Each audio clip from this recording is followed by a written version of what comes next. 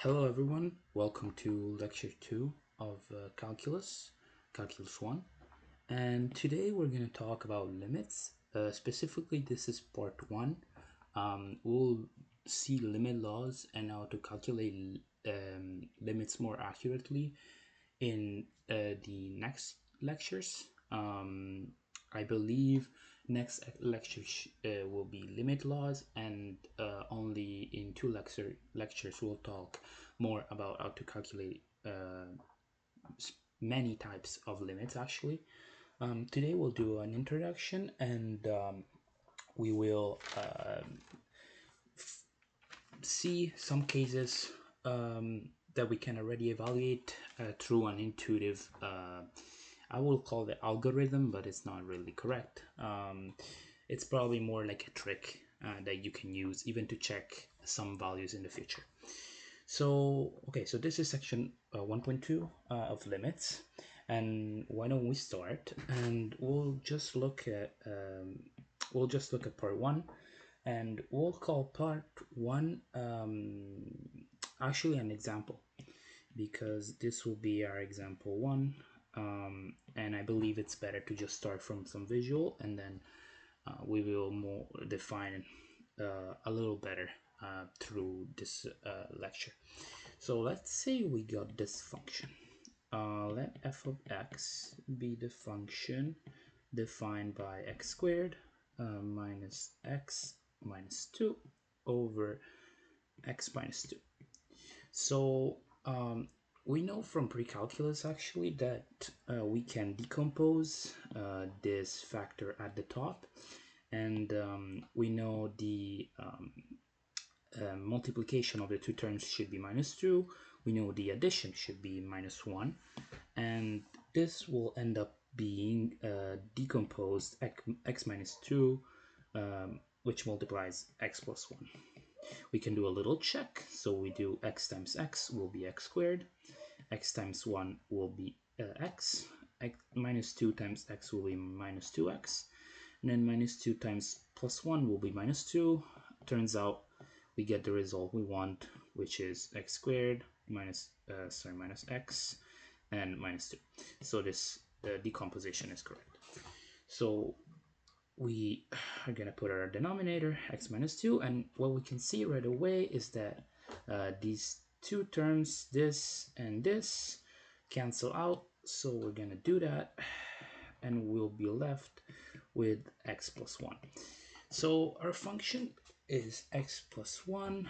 Why don't we draw a quick graph? Very easy, nothing crazy.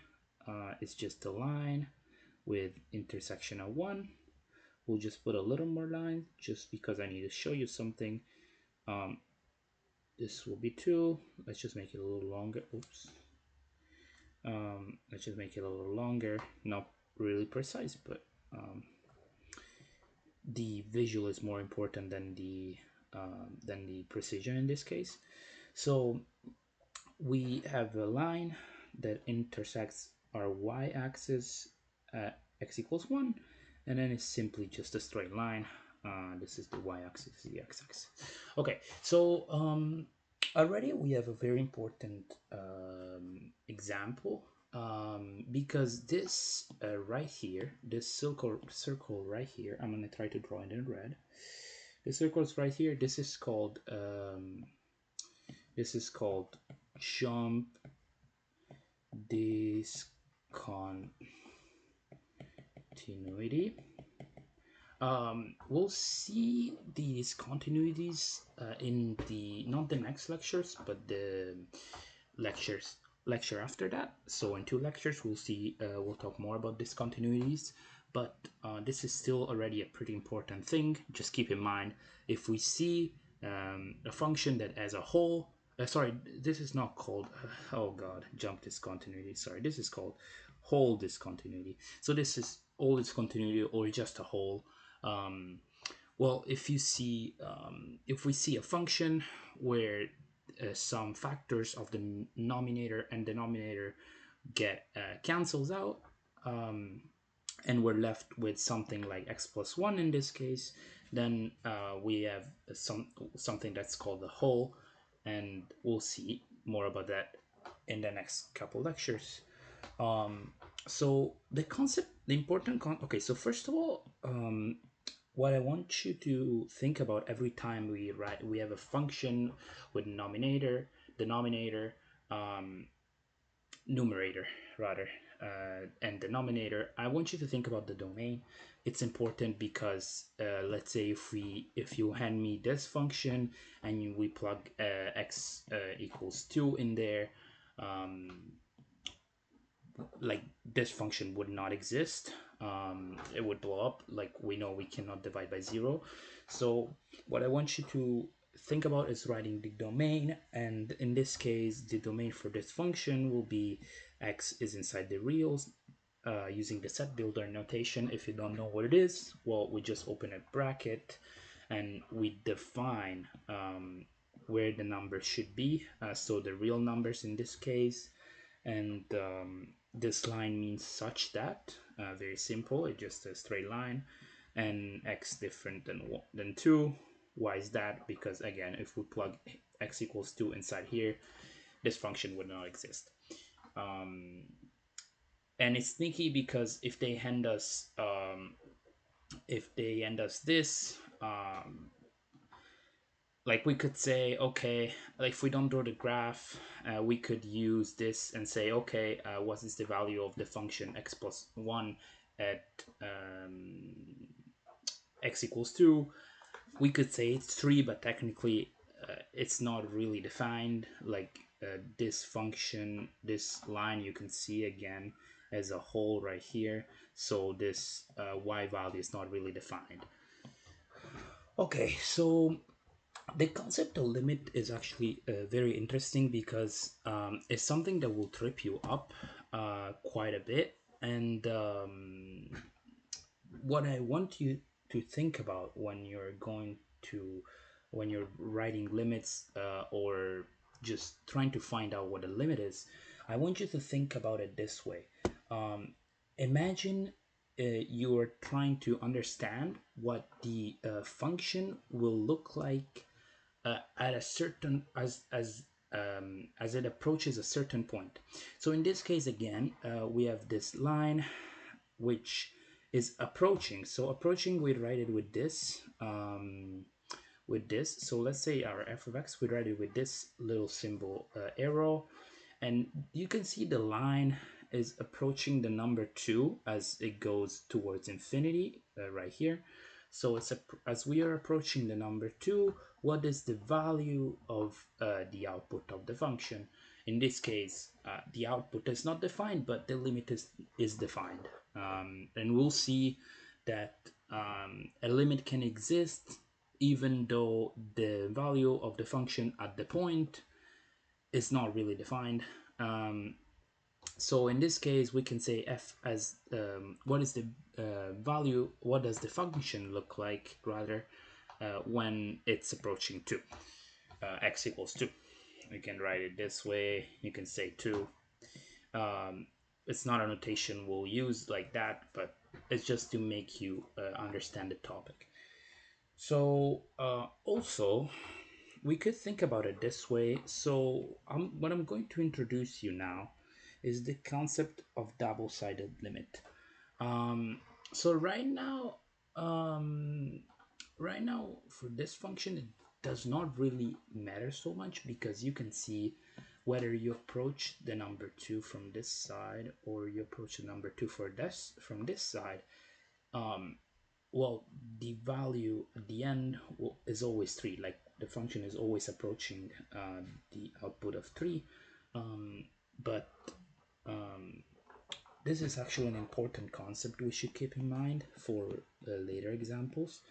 And let's say we want to write, let's say we go to x equals 1. So we can say, let's see, x equals 1, the function equals 2 right here, up in the right corner. And so we can say this is equal to 2.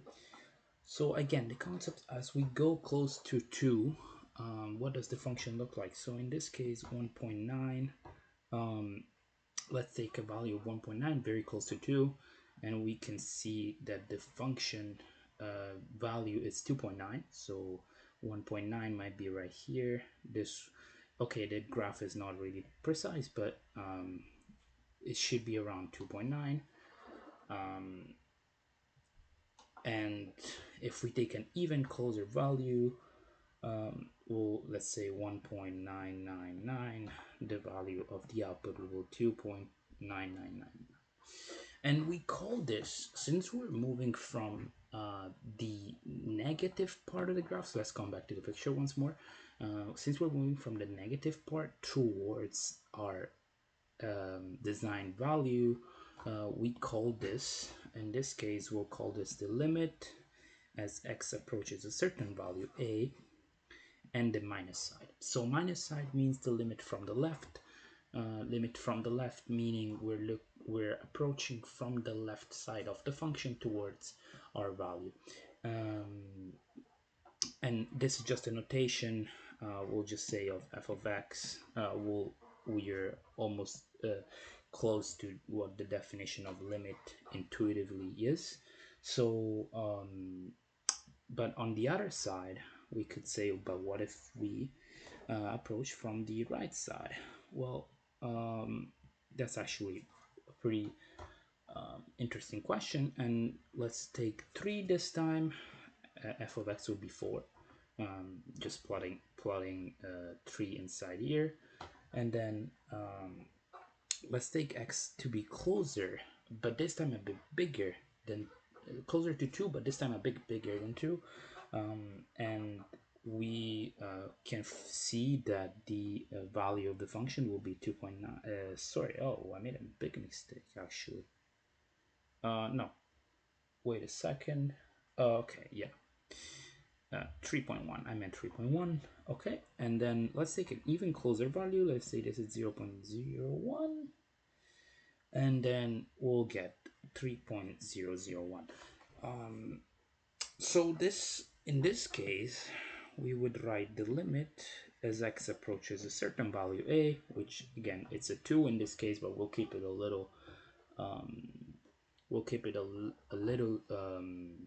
arbitrary, and of f of x. So again, this plus sign here, this plus sign means we're approaching from the right. Okay, so now we're ready, I believe. So let's just give a definition of limit, and we'll say it's an intuitive definition because there is a more specific definition which includes some more notation, which I'm not going to talk about today because it's something you would cover way far in your mathematical journey. Maybe I'll have a video one day about this definition, which is covered typically in a real analysis course. Okay, so we could say that a limit defined as a limit as x approaches a of a certain function f of x is equal to L. So again, I'm not gonna write out the whole thing, but what I want you to think about is, as we're approaching this number a, moving along our function f of x will eventually get closer to a number or a concept like infinity, which could be defined as L or a value. But anyways, this is like what we call intuitive definition. Okay, so now that we enclosed these points, I actually wanted to talk about special limits first. Okay, sure, let's do it. So there are a bunch of actually two limits which are called special, and there's something you should remember because they come up very often, and sometimes when we'll see next lecture, I think, about limit manipulation, you could see that many times we're gonna try to reduce to these limits to evaluate the perfect value of the limit. Okay, so let's say we take case A, and this will be the limit as x approaches 0 of sine x over x, and this will be equal 1. Okay, so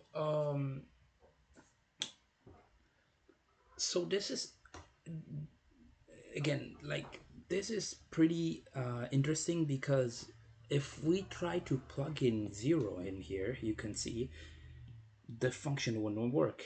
The function would not be defined. So like our function sine x over x is not defined as 0, right? And also, if you remember some trigonometry, I'll just sketch a quick graph for you, but the sine wave is not, oh god, this was a pretty bad sine wave. Well, is 0 as 0, so this will be sine x. So the sine wave as 0 is 0. So I'll give you today is a geometric proof, because we don't have the tools to develop the other kinds of proofs. So let's say we have this circle. This circle has radius 1. So it's a unit circle. And what we'll say is that, let's say we take a slice of the circle, and in this slice we have our angle from the upper bound to the x-axis. So this is the x-axis. Oh god, my pen doesn't work anymore. There you go. Sorry, I meant to say this is the x-axis in what would be our Cartesian graph, Cartesian plane rather. So we'll say this is theta, angle theta, and we'll call this one theta as well. So we have a symmetric angle. And okay, so you can remember from the unit circle that, actually I'll draw it in green. You can remember from the unit circle that no, I meant to have a straight line. Okay, that's not what I meant to have. I'll just draw it by hand. Okay, so this, in green we have sine theta, which actually would be 2 sine theta, because only the top part would be sine theta. So this will be our green, and you can remember from the unit circle, I'm not gonna do much, but you can remember the horizontal axis, horizontal coordinate could be called sine theta, or this one could be called, the vertical coordinate could be called cosine theta, and sine theta, the vertical coordinate. Okay, so so now also I want you to remember that the angle does not describe only our opening of the bound, but also describes the arc length of this circle, which unfortunately I cannot draw because my hand is not very good at this. But this in red will be our 2 theta. Why? Because we can remember that the opening of an angle does not describe the angle only, but also the arc length. You can see as the angle opens, it describes a certain arc length. Perfect. So we have this with this ratio of 2 sine theta over 2 theta, and guess what happens? That that the 2 cancels out, and we're left with sine theta over theta. Don't be worried by the theta here and the x right here and the top left corner. They're just dummy variables. We could have used x. It's just that angles are usually defined by theta, alpha, whatever it is. Okay, so we can say in this case, we took this particular example where we are assuming that sine theta is actually very close to the value of theta as the arc length. And why are we saying this? Because if you imagine to bring this line here, if you imagine to bring it closer, so you're basically shrinking the angle opening as the value of theta diminishes, so as theta closes towards the x-axis, this line and this arc length are going to be extremely similar. So what's going to happen is that if you can picture it in your mind, as the angle theta closes, then that green line overlaps with the red line, and at very small values, the the curved lines are basically straight lines. So what we can say from this conclusion is that basically this limit right here, I'll just write it in black to be consistent, will be equal to 1, because we have just said that that green line, which is sine theta, as theta approaches 0, so as the denominator goes to 0, but guess what, this one becomes equal to the denominator, so they basically go to 0 at the same time, and we can say that this will be equal to 1. Okay, so now we just proved that basically this limit is true. So now what we're gonna do is prove the second limit, because we have another one, which is very important, and this is the limit as theta approaches 0 of 1 minus cosine theta over theta, and in this case this will be equal to 0. And I'll give you another geometric proof which is very strong and also a lot usually. I don't know if I can draw this properly, but I'll try. Okay, this is not such a good drawing, but it's kind of hard because I need a pretty long and like a pretty long radius.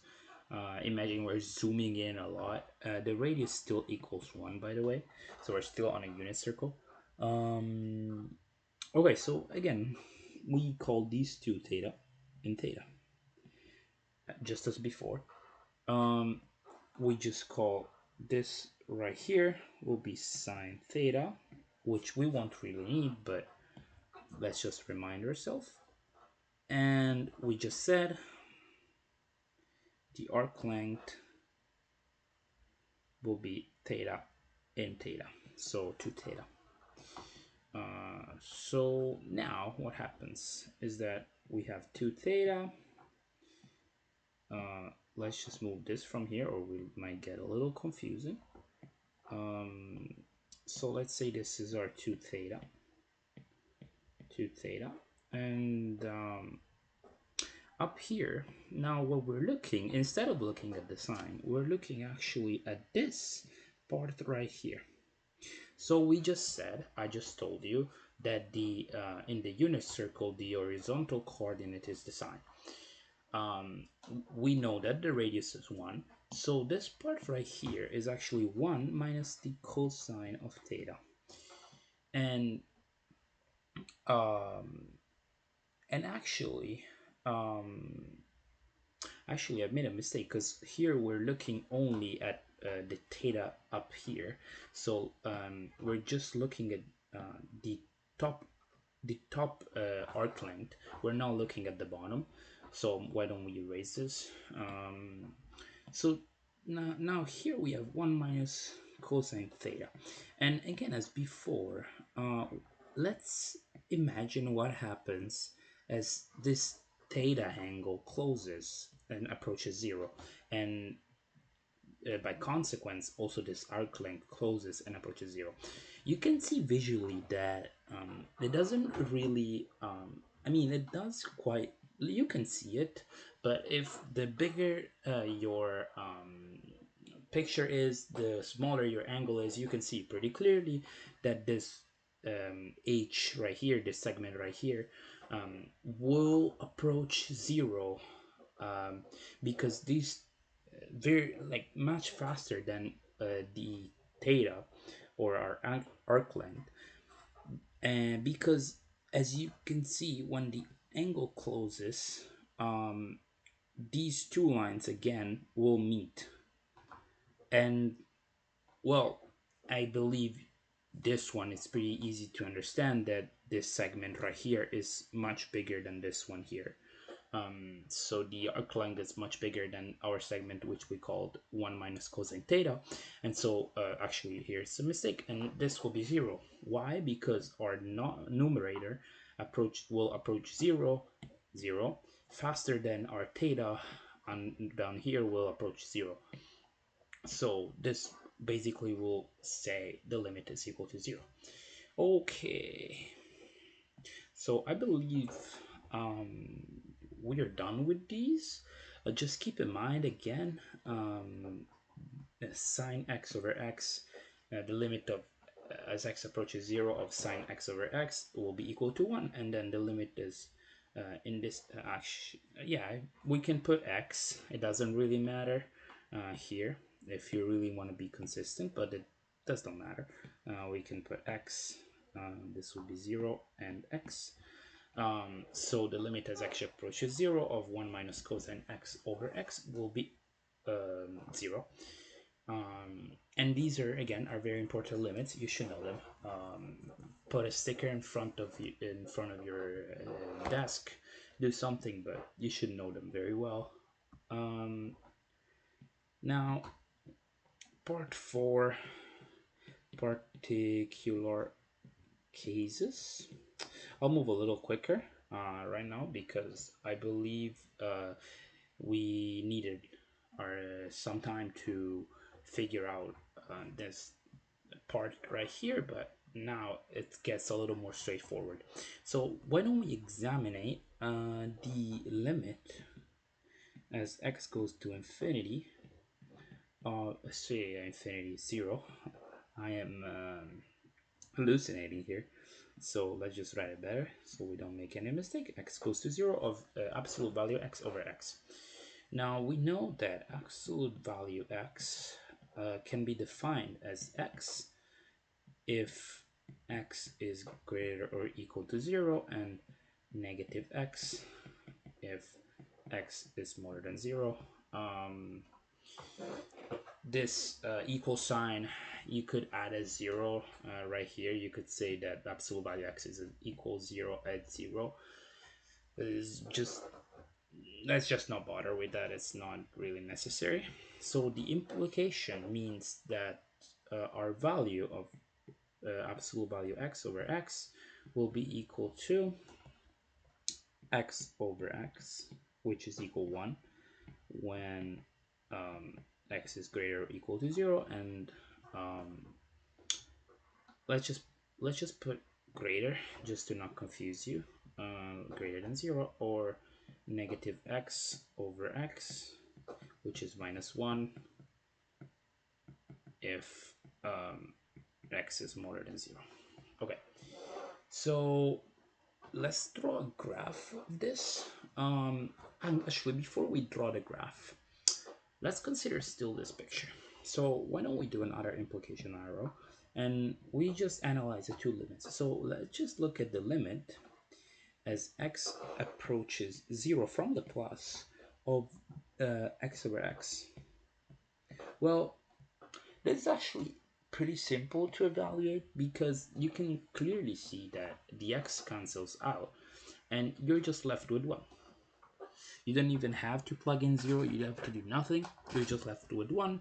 So this is actually pretty easy. As the function approaches 0 from the right, we get the value 1, and in this case, as the function approaches 0 from the left side, we'll get negative x over x again, which is equal -1. So we know that when we're approaching from the right, we have one value of -1. Our y value will be -1. Sorry, 1. But when we're approaching from the left, our y value is 0, will be -1. So this can be actually translated into a graph. Yep, let's do this one. Okay, so we have y, x. So we just said when we're approaching from the right, so from the positive side, we'll have y equals 1. When we're approaching from the left side, we have y equals -1. So these holes, these circles with a white, like this white circle, not colored, means that the function at that point is like does not include that point. If we add a circle, a black circle, then the function would include that point. But in this case, our function is only defined before before either, like, it's defined when we are moving on the negative side and on the positive side, but not specifically at 0. And again, so this one, in this case, as I was as I messed up before, this one up here is called a whole discontinuity. This one down here is called a jump discontinuity. Again, don't stress about it for now. Just remember the name because it will pop out in the next lectures. And if you have an idea, it will be probably better and easier for the next concepts to stick with you. All right, so let's go to section 5. All right, so section 5 is just a bunch of examples. It's just a bunch of examples. Let's take, in this case, let's take, I don't really want to put A, B, C. I'll just do examples, and I mean, I'll just draw a line after I'm done with one. So here we have f of x will be equal to x plus 1, so it's a piecewise function, x plus 1 if we have x smaller or equal to -1, x squared if we have x in the interval which is open, so -1 to 0. That means we do not include the bounds, so -1 and 0 are not included in the interval. I'll show you in a moment. 1 if x is equal to 0, x squared if x again now is included in another interval, which this time is one side is open, one side is closed, so now 1 is included. And then x plus 1 if x is greater or than 1. X is greater than 1. Okay, so why don't we draw a picture? Let's draw a quick picture. 1, 2. I hope these are not these are not like completely, nah, it seems pretty straight. Okay, so this is -1. Let's say this is 1. We'll say this is 1 as well for space reasons. And actually, wait just a second. Okay, let's put it a little under. This is 2 and this is 1. A little harder to draw the numbers because I will need to draw more. Okay, so we said from up here, from from this left. At 1 we have 1, so I just put a dark hole. Then we have when again when x is smaller than or equal to -1, so we just put already a black hole on -1. We have x plus 1. So again, we cannot go this direction because it will be greater than -1, so we just go under.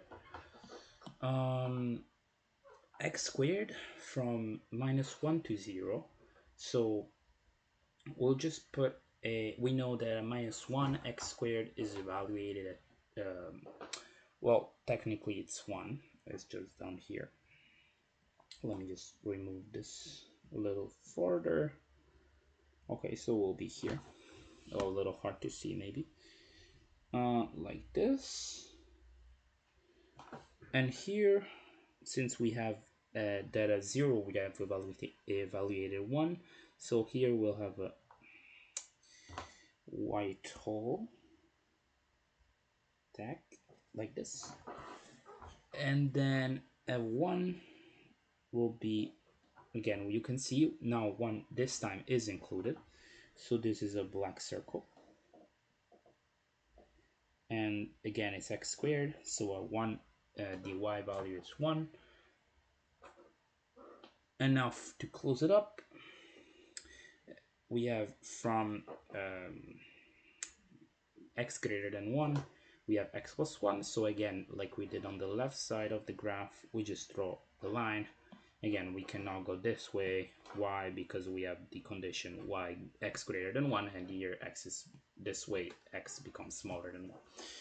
So let's just evaluate limits based on this picture. And that's something you'll have to do the first time, so when you don't really so you can grasp the concept of limit a little better, and it's something that will help you visualize. So what will be the limit as f of x approaches -1 from the left? Again, you can see from the left, so from this side, as we're approaching -1, we are approaching 0, so this is 0. Now point B, when what is now the limit as x approaches -1, brought from the plus side of f of x. This will be, again, you can see from the right, this time we're going this way through the parabola segment, and we're ending up at x equals -1, and y is the output of y is 1, so the limit here is 1. Point C, the limit, I'll scroll back to the picture in a moment. Let me just write them out. Actually, I'll just write it out down here so we don't get confused. The limit as x goes to 0, minus in this case, of f of x. You can see 0 from the left, so we're approaching 0. This white hole, so this will be 0. The limit as x approaches 0 from the plus side of f of x will be 0. Again, because we're approaching from the right and we are going to the same point. And guess what? Like in this case, you can clearly see, let me just, so here you can see that the two limits are equal. So the limit, we can say that the limit as x approaches 0, excuse me, as x approaches 0 of f of x is actually 0.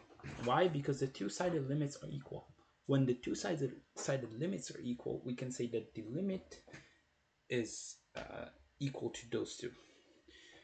Now, I didn't mention because I wanted to get here first, but the limit as x goes to -1 of f of x, in this case, we write d and e as 4 does not exist. Why? Because the limit as we're approaching from the left is 0, the limit as we're approaching from the right is 1.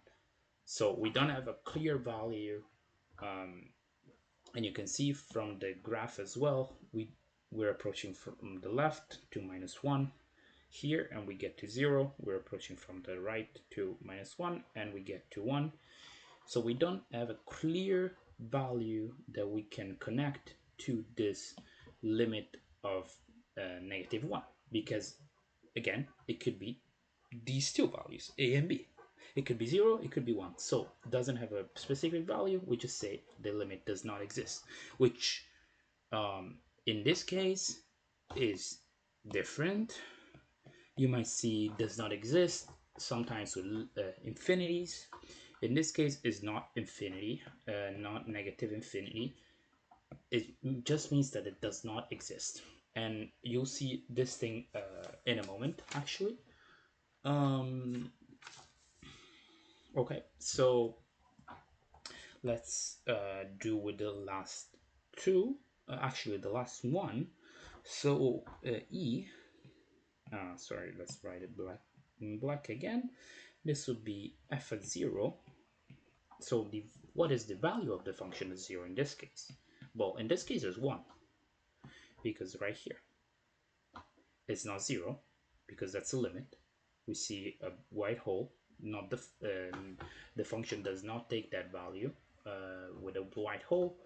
It just says black hole on the y equals 1. So our value of the function at 0 will be 1. And you can clearly see here that although the limit exists, the value of the function at that point is not the same. And that's a thing that can happen, and it's not special or anything. Actually happens quite a lot of times.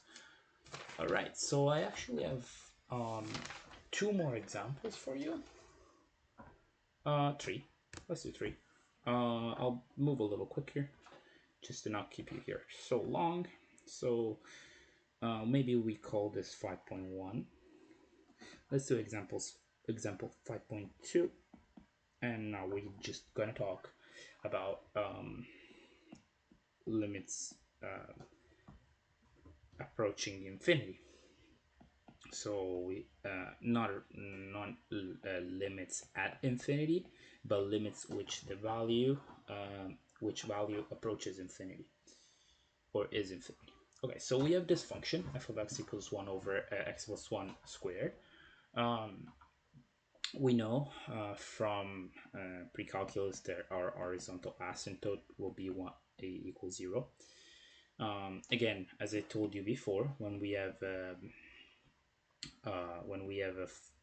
fraction or some sort of, let's just write domain, so x is inside the reals such that x is different than -1. We don't really have to say much here.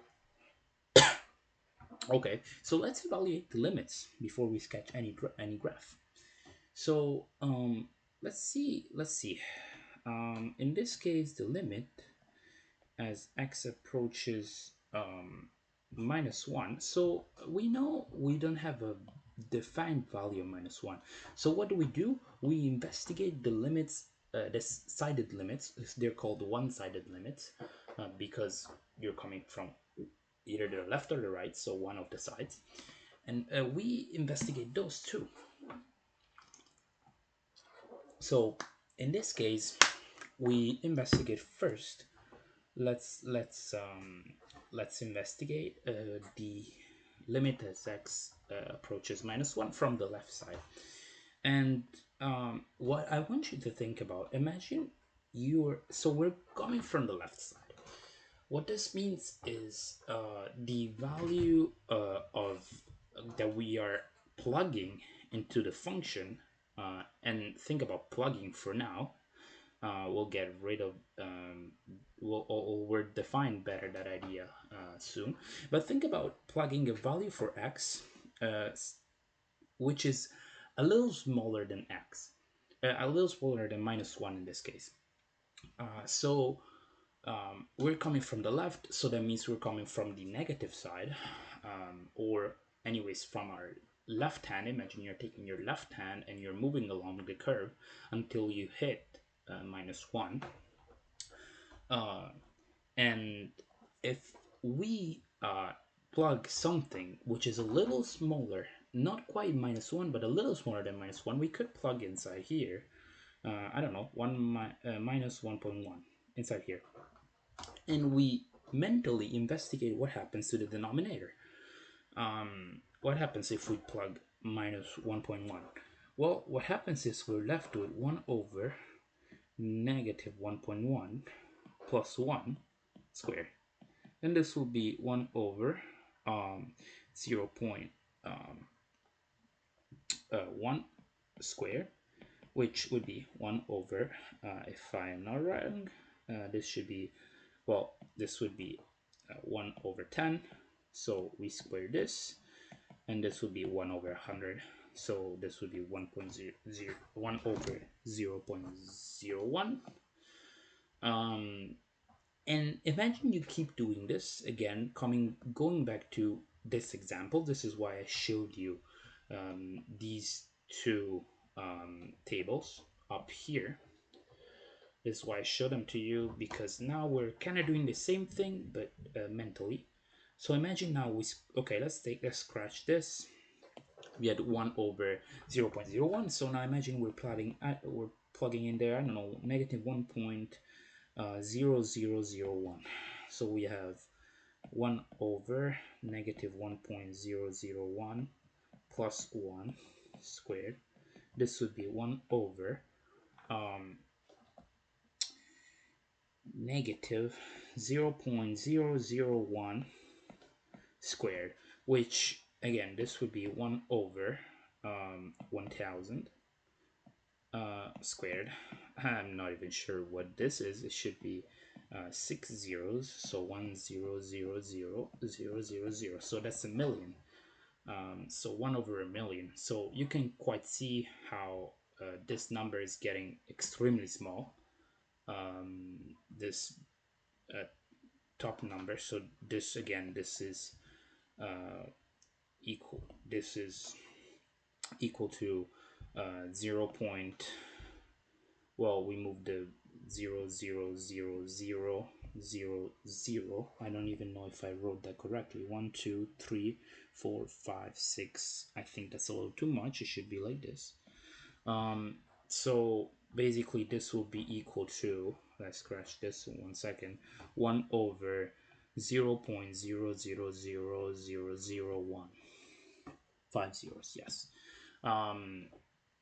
So as we know, when we're dividing by a small number, we are getting a big number. So we can say that this limit here, as we keep plotting smaller and smaller points, this limit here approaches infinity. So becomes extremely large. And what do we do when we're coming from the right? So 1 plus of f of x, well, we just say, well, guess what? If we plug in another number, this time is a little bigger than 1, so 1.1, etc., 1.001, etc., well, we're still gonna end up with something of the kind of like 1 over 0.00001, or 1 over 1 over 0.000000001. So like growing infinitely bigger and bigger, smaller and smaller on the denominator, but bigger and bigger in terms of number when we're evaluating the fraction. So even this one goes to infinity. In this case, this is a little weird because for case A and B, we say that the limit as x goes to negative 1, I forgot a negative here, negative 1 of f of x will be infinity. But this is different from saying that the limit as x goes to negative 1 of f of x exists. This is completely different. So this limit here does not exist, but we can say it's equal to infinity, and infinity is a concept, it's not a number, but the limit does not exist. So if you say that it equals something, if you say this limit right here exists, you're making a big mistake. That's a big mistake. It's not correct to say. Okay, so again, let's sketch the graph very quickly. Sketch the graph very quickly, and the graph of this looks something like this. This would be y equals 1 over x plus 1 squared. Okay, so let's do another example, similar this time. Let's take g of x to be x plus 3 over x minus 1. Again, we define the domain, so x in the reals, such that x is different from 1. So we know a point of investigation is this one. So what do we do? First of all, we know the horizontal asymptote from pre-calculus. We can calculate it will be y equals 1. We'll define horizontal asymptotes soon. Don't worry about that.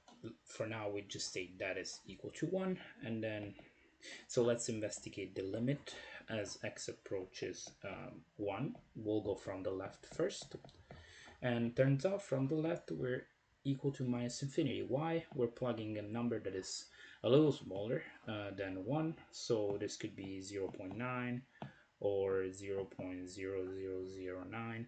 Anyways, we'll get with the denominator, which will be negative here, we'll get a negative denominator, so we're approaching minus infinity. With the b, x approaches 1 from the plus side of f of x. This will be infinity because we're plugging something a little bigger than 1. I don't know, like 1.1, 1.00001. It's the same concept every time. So this will be infinity. In this case, the limit as x goes to 1 of f of x does not exist, and it's not even equal to some infinity. It just doesn't exist. And turns out we can define, so this 3 points mean therefore, but turns out the definition, this is the definition of vertical asymptote. So when a one-sided limit approaches a certain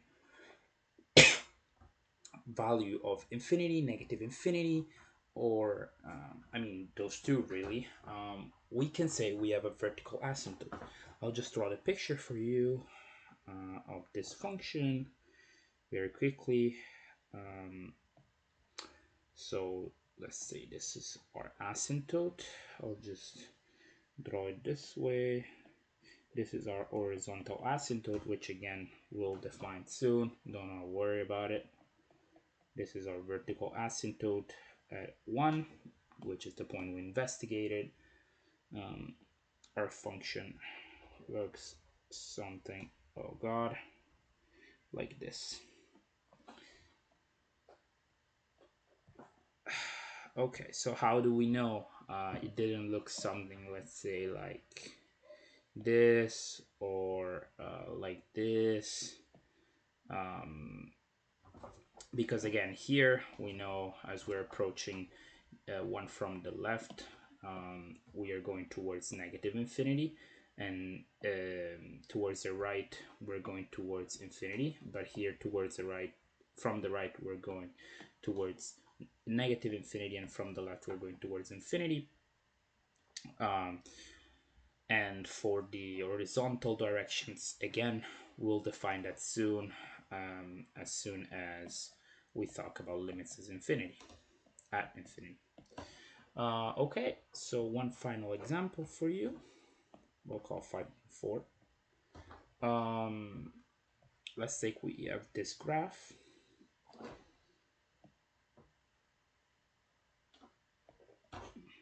We have this graph. So we have the points 1, 2, 3, 4, and 5. Try to do them as equidistant as possible. Not really easy. So we have a hole here. Then the function proceeds this. Actually, sorry, got it wrong. It would be here. Function goes like this towards this direction. Then we have this. We have a whole point at 5, 2, and we have oh, okay, wait a second. Or sorry, 5, 1. Okay, and on 5, 2 we have this.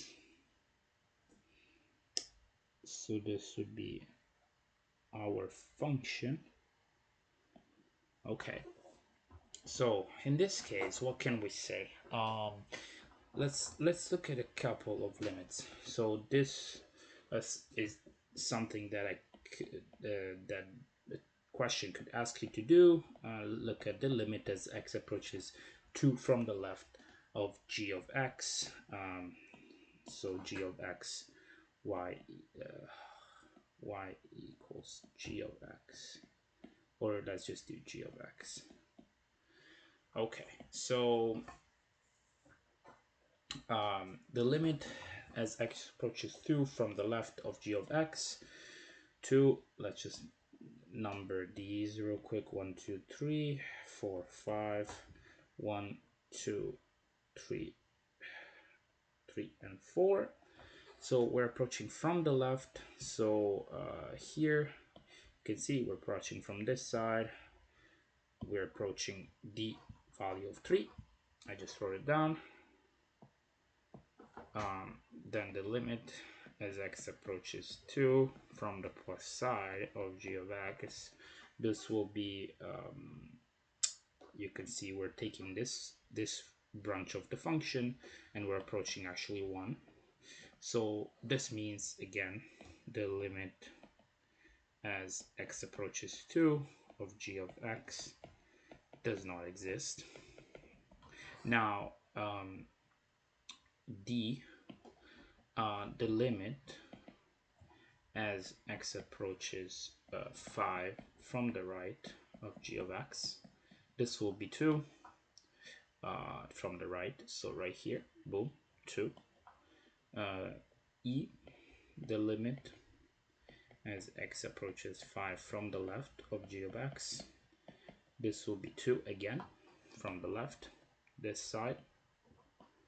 And finally, we can say that the limit as x approaches 5 of g of x will be 2, because the two limits here are equal.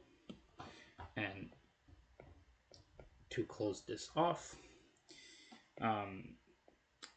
g of 5 is equal to 1. Here you can see this point right here.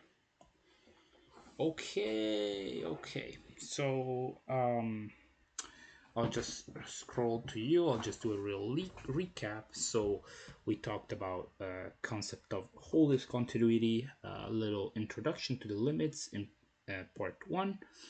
Then we went through the definition of a limit intuitive. This was very short. We just said as x approaches a equals a certain number L, or certain value. We talked about the special limit as x approaches 0 of sine x over x, and the limit as x approaches 0 of 1 minus cosine x over x. Those are equal to 1 and 0 respectively. Very important, know them well. We talked about particular cases, jump discontinuity. Then we did a couple examples. Remember, the limit does not exist if the two limits are not equal.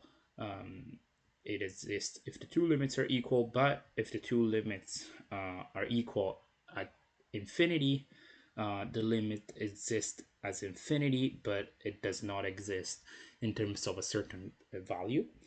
And here we talked about briefly vertical asymptote, and finally we just did a general example with some values.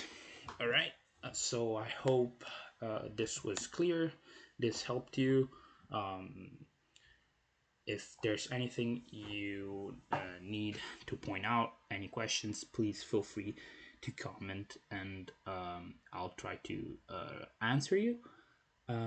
For now, I'll just see you next lecture when we will talk about limit laws. Thank you, and bye bye.